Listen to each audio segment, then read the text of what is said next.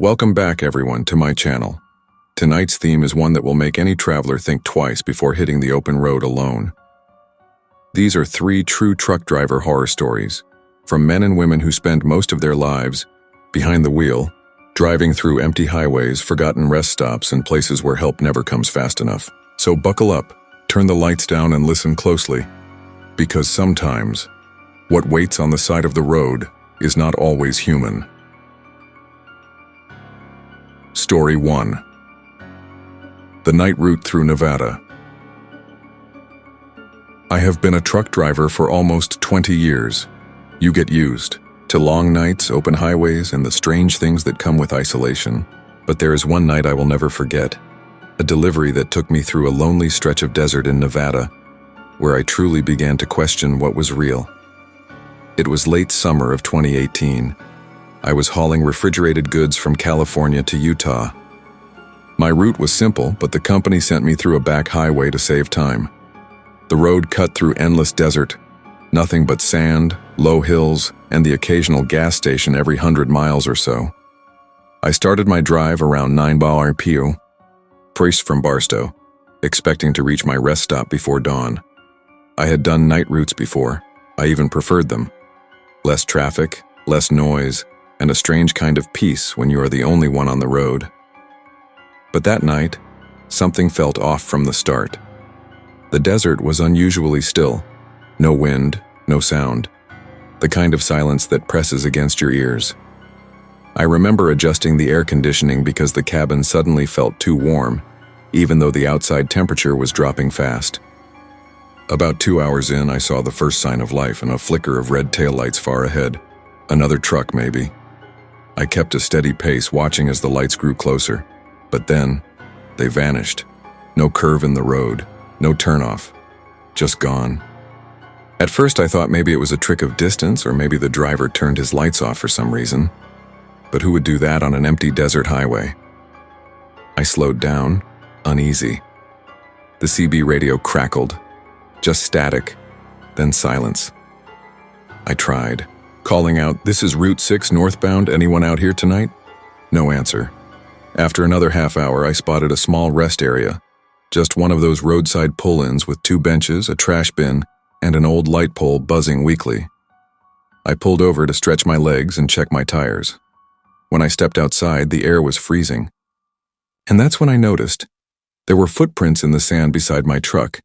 They looked fresh, leading from the dark desert toward the back of my trailer. My first thought was that someone might be trying to steal from the cargo. I grabbed my flashlight, called out, "Hey, anyone back there?" No response. I walked slowly toward the rear. The sand crunched beneath my boots, and I could hear the faint hum of the truck's engine.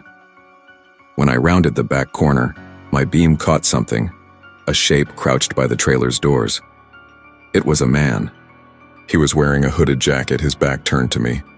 But what made my stomach twist was how still he was, not moving, not reacting, just crouched there, like he had been frozen mid-action. "Hey!" I shouted again. "You need to back away from my truck."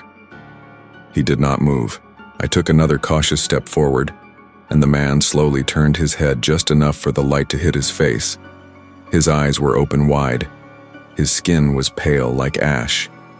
And his mouth. It looked like he was trying to say something, but no sound came out.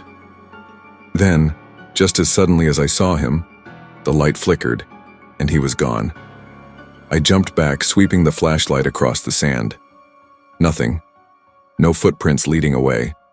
No sign of movement. I ran back to the cab, locked the doors, and sat there, breathing hard, trying to make sense of it. Maybe I was overtired. Maybe the shadows played tricks on me. But when I checked my mirrors, I swear I saw something move behind the truck again. Just a quick shape, low to the ground, disappearing into the darkness. That was enough. I threw the truck in gear and got back on the road, my hands trembling on the wheel. For the next hour, I kept checking my mirrors, every few seconds scanning the empty highway behind me. Nothing but the rhythmic flash of white lines under my headlights. Around 2 a.m., I saw another light ahead, a small diner, glowing faintly in the distance. The sign read, Earl's Stop In. Looked old, abandoned almost, but I needed coffee, maybe some clarity. When I pulled in, there were 2 cars parked outside, both covered in dust. The lights inside were dim, flickering yellow through dusty windows. I stepped in. The air smelled stale, like old grease and cigarette smoke. A single waitress stood behind the counter, staring blankly at a small TV that was not even on. She turned slowly when she saw me. "Coffee?" she asked, her voice dry, toneless. Yeah, black," I said, sitting down. As she poured, I asked, "Is there another town up this way? I've been driving a long stretch with nothing around." She looked at me for a moment, then said, "You're on Route 6, right? There has not been traffic through here in months. They shut that section down after the accident." I frowned. "What accident?" She hesitated, then pointed toward the window. "About 15 miles back. A driver overturned his rig and burned. They say he was hauling fuel. No one ever found his body." I felt my chest tighten. 15 miles back was right where I had stopped, where I saw that man.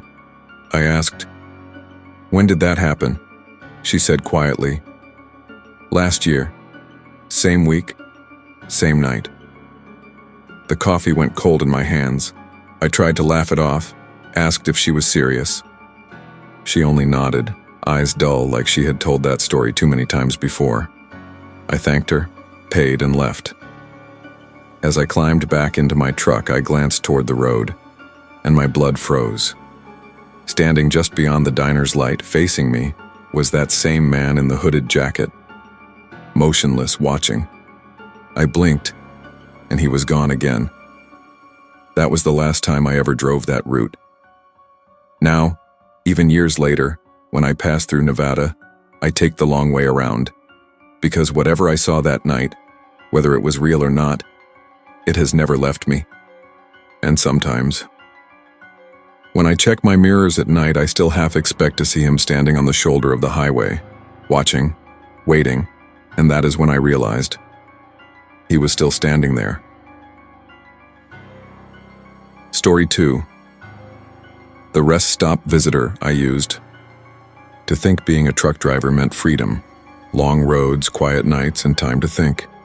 That was before the job showed me how lonely the world can get after midnight. My name's Mark, and I've been driving long-haul routes for 12 years. This story happened in 2019, somewhere along Interstate 80 in Nebraska. It was one of those routes where the darkness feels heavier than usual, like the air itself does not want you there.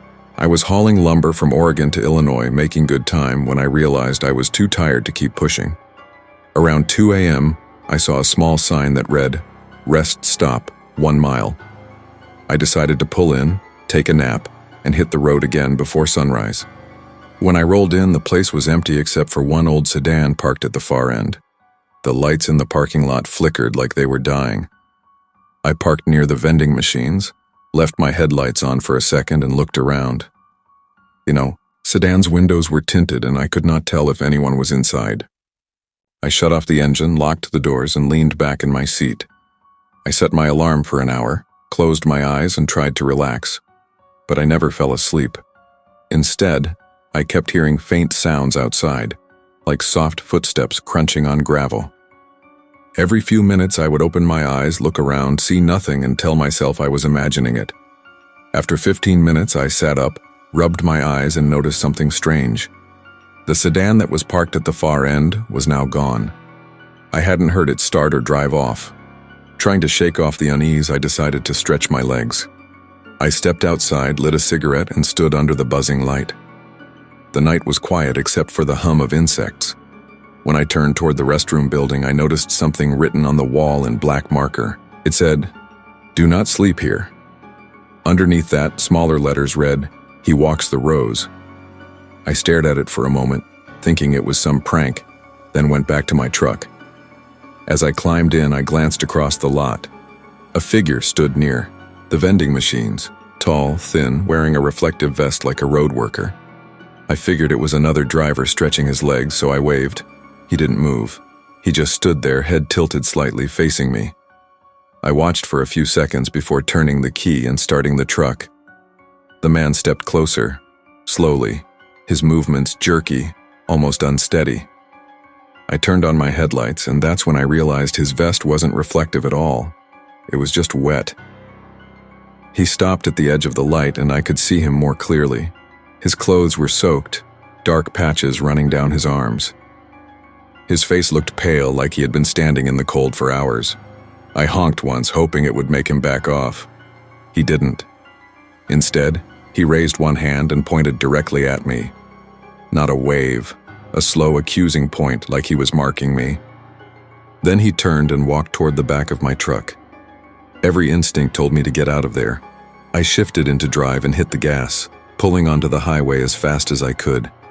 My heart was racing. I checked my mirrors. Nothing but the dark stretch of the road behind me. I kept driving for almost 20 miles before I finally began to calm down. That's when I saw headlights behind me.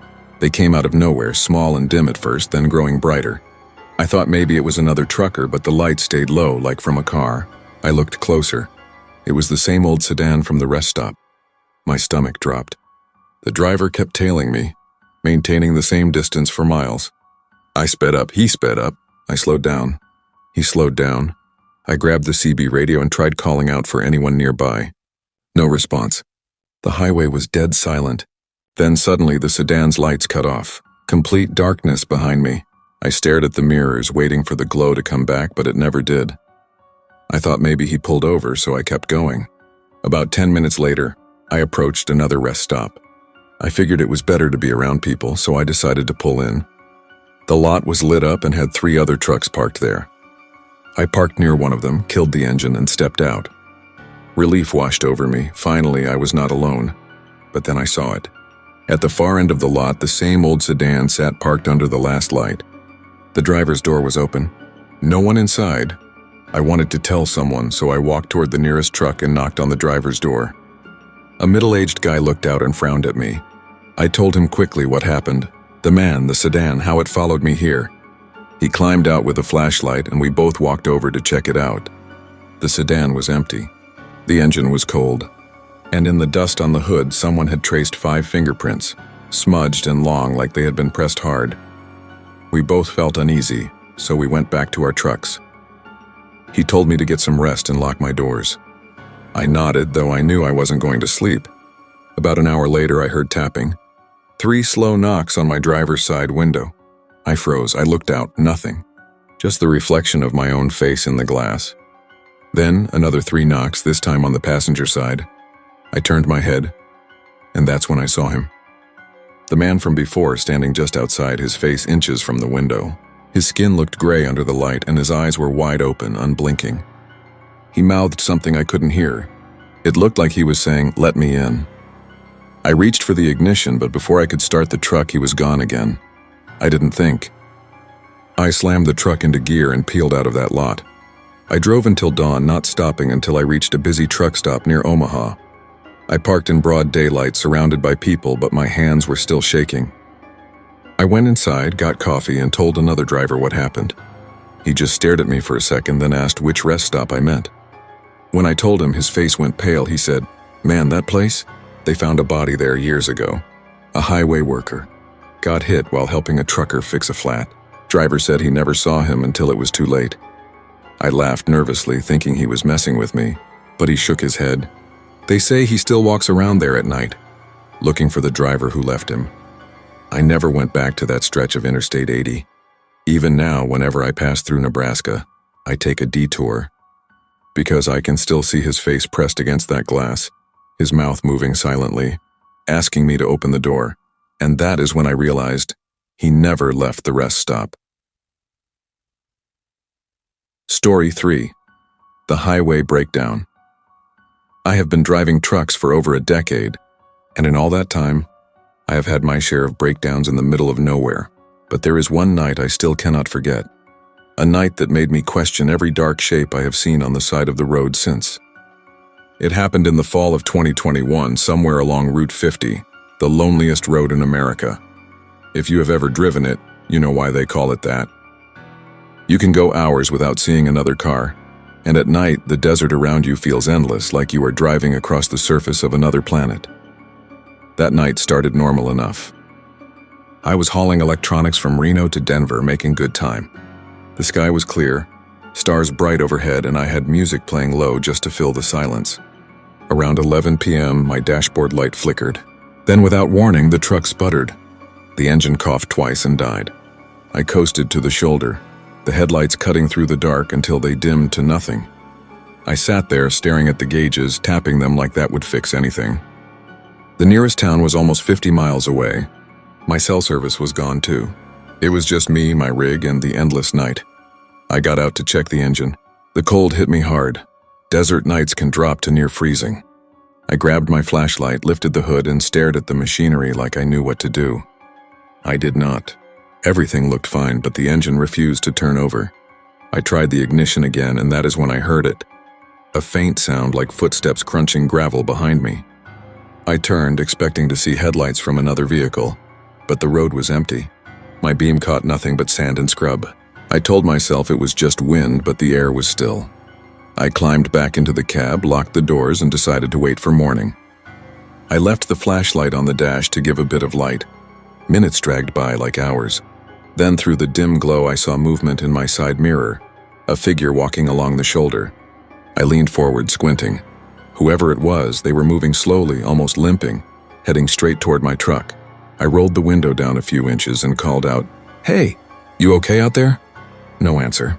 The person kept walking until they reached the back of my trailer, then stopped. I waited for them to come closer or say something, but they just stood there. After a few minutes, I stepped down from the cab, flashlight in hand.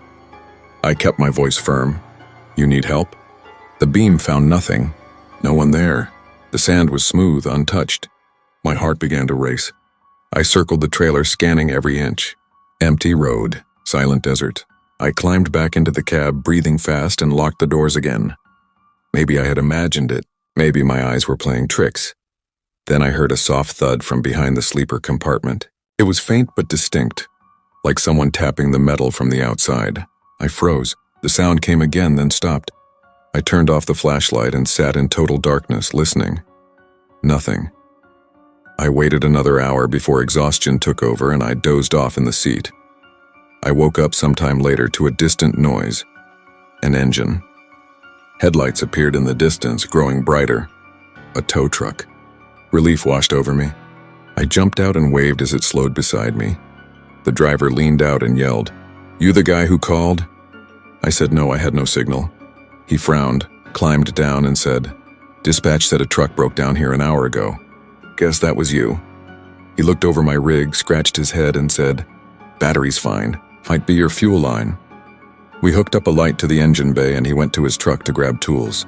I stood beside my cab looking around the highway. The wind had picked up now, whistling through the desert brush. Then I saw it again. Someone standing far down the road, just at the edge of the light. "Hey," I called to the tow guy. "You see that?" He turned, squinting. "See what?" I pointed, but the figure was gone. He laughed. "You been out here long? Happens. This road messes with your eyes." He finished checking the truck and told me to try starting it again. The engine roared back to life like nothing had ever been wrong. I thanked him, offered to pay, but he shook his head. "Company will bill you. Just stay safe. Weird stuff happens out here." He climbed back into his tow truck, gave me a wave, and drove off. I watched his taillights fade into the distance. I sat there for a few minutes, letting the truck idle, calming my nerves. Then I noticed something strange. The flashlight I had left on the dash earlier was now sitting on the passenger seat, turned off. I was sure I had not touched it. I picked it up, switched it on, and the beam hit the floor mat. There were muddy footprints leading from the passenger door to the back of the cab. My chest went cold. I checked the door, still locked. I crawled into the sleeper area, heart pounding. The smell hit me first, damp like wet earth. Then I saw the marks on the sheets, streaks of mud and sand. Whoever had been walking outside had been inside my truck. I jumped out and scanned the ground. The footprints led away from the cab, down the slope toward the desert. They stopped about 20 feet out. Just stopped, like the person vanished into thin air. I didn't wait to find out more. I slammed the door shut, threw the truck into gear, and drove. I kept my eyes fixed on the road ahead, not daring to check the mirrors. I did not stop until sunrise when I reached a small gas station outside Ely. I pulled in, shaking, and went inside to wash up. The clerk, a woman in her 50s, looked at me and said, "Rough night?" I nodded, told her I had broken down on Route 50. Her smile faded. "Out there," she said. "You are lucky someone stopped for you." I asked what she meant. She leaned closer. "We had a driver disappear out there last year. Tow truck found his rig still running, lights on, door open. No sign of him. I told her a tow truck had helped me too, fixed the engine, and left." She frowned. "At this hour? Honey, we do not have night patrols on that road anymore. Too many accidents." I just stared at her. My throat went dry. "So, who helped me?" I asked. She did not answer. I walked back out to the truck, checked everything again. The fuel line, the engine, the tires. All fine. But when I climbed into the cab, I noticed one last thing. The passenger seatbelt was buckled. I had been driving alone the whole time. Since that night, I avoid Route 50 entirely. I do not care how much longer the trip takes. Sometimes when the radio static cuts in on quiet nights, I hear a faint voice through the noise. It sounds like someone saying, "Need a tow?" And that is when I realized I was never stranded alone on that road. Thank you for listening to these 3 true truck driver horror stories. If you have ever experienced something unexplainable on the road, something that made you question what you saw, share it in the comments below. Your story might be featured in a future video. Until next time, drive safe and keep your eyes on the road, because sometimes the things you pass in the dark might be watching you too.